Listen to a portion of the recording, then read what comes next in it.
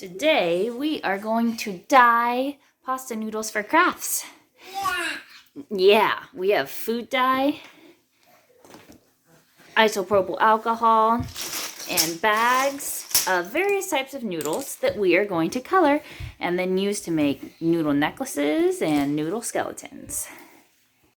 So I have poured a little bit of alcohol in there. I'll put a little bit more, but about that much. I put a good amount of food dye after that, and now we are gonna shake it up for a little bit. Yeah, I've noticed you don't need a whole lot of alcohol in there,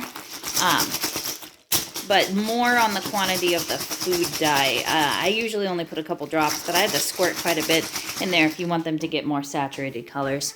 So these are what we have. Now we're gonna take them out and lay them on some paper towels to dry. Let's see how they turn out.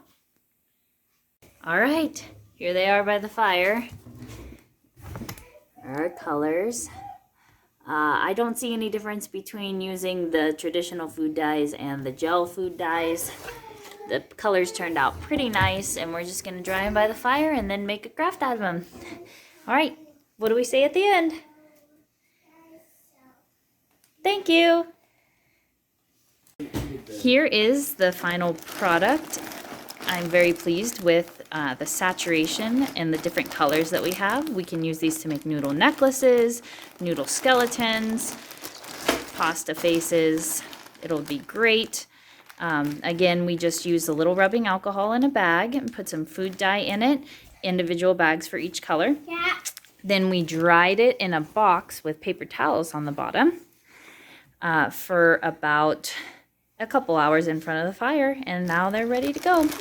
Hope you enjoy.